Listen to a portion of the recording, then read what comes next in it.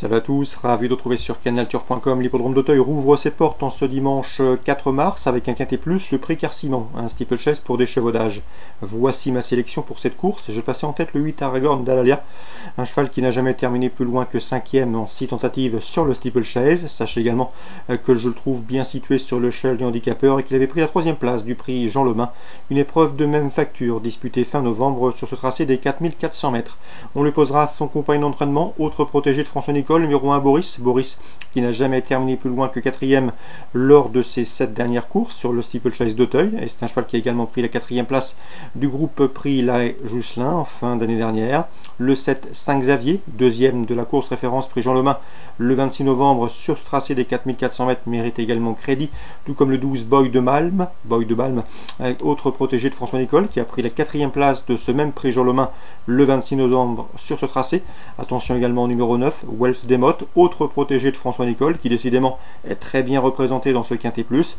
Welf Demotte qui aura contre lui de débuter à Auteuil, mais il reste sur 2 encourageants podiums sur le steeplechase de Pau. J'ai également retenu le numéro 11 Linda Haas, 2e d'un quintet plus prix Annie Hutton cet hiver à Pau, preuve de sa bonne condition physique. Le 3 c'est Babo Natale, 5e du prix La Jousselin, une épreuve de groupe comme vous le savez, mais également lauréat d'un quintet plus courant novembre, le prix Violon 2, épreuve dans laquelle il devançait notamment Saint-Xavier et Boris que l'on a retenu dans cette sélection.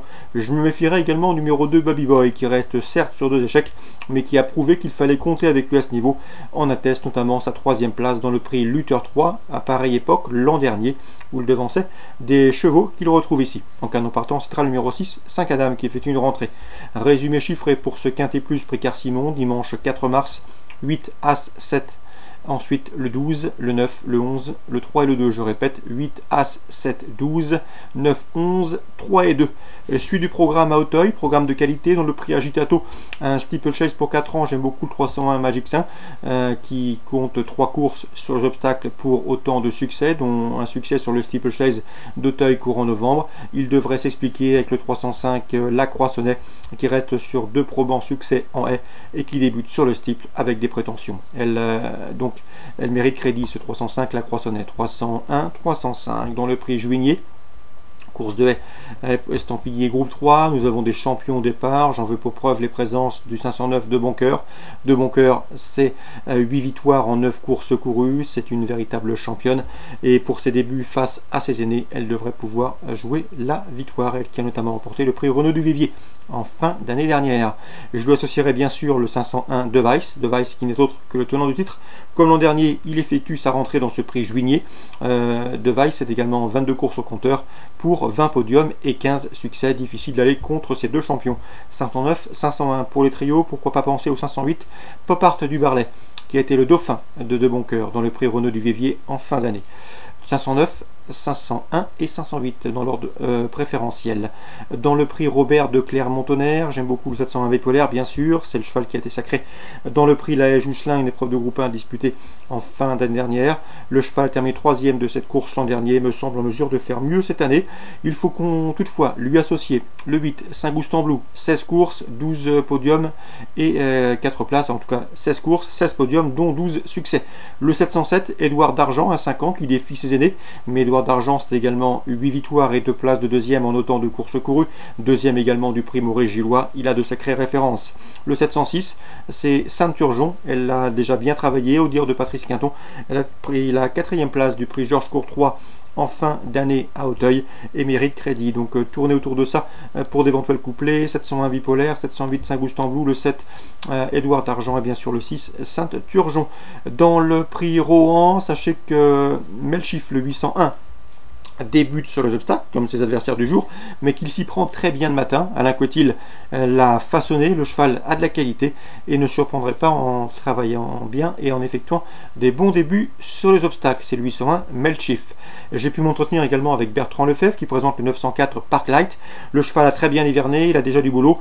L'écurie de Bertrand Lefebvre est en forme, il a signé des succès avec Prince de Bellouet, notamment récemment. Et dans ce lot, Parklight devrait pouvoir se mettre en évidence. Sachez toutefois qu'on va attendre durant la première partie du parcours et venir fêtir. Bertrand Lefebvre redoutait juste une course sans train, en tout cas son cheval est prêt. Il le positionne dans ses cordes et avant de le diriger vers les épreuves de groupe, il doit répondre présent dans ce lot, le 904 Parklight, un Bertrand Lefebvre qui redoutait surtout le protégé de François Nicole, à savoir Hurcan, le numéro 6. 904 Parklight, 906 Hurcan.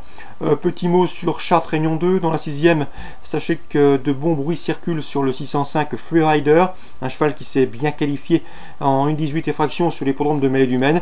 Ses débuts seront suivis de près, donc en Réunion 2 à Chartres, le 605 Freerider. Agen Réunion 3, j'ai pu m'entretenir avec Noël Langlois. Il est confiant avec le 114 Cristal des Beaux. Le cheval revient sous la selle avec des prétentions. Il a eu quelques problèmes d'allure, des problèmes de jambes. On a essayé de résoudre le problème. D'après son entraîneur, le cheval a la pointure d'une course comme celle-ci. C'est le 114 Cristal des Beaux. À mon avis, c'est un rival sérieux pour le 108 d'Aneka des Caves, une régulière est confirmé au trot monté. La 3e, Noël Langlois est confiant également avec le 303 Figaro Graf qui effectue des débuts victorieux. Le seul bémol et la réserve, c'est que le cheval reste un petit peu peureux, n'est pas à l'abri d'une incartade. On lui associera le 7 First du Manolet, encourageant 2e début janvier à Toulouse, et le 6 Furioso Dream. Francisco Criado nous a affranchi, le cheval vaut un lot comme ça. Maintenant, il est souvent fautif, il a donc encore été disqualifié de la première place dernièrement.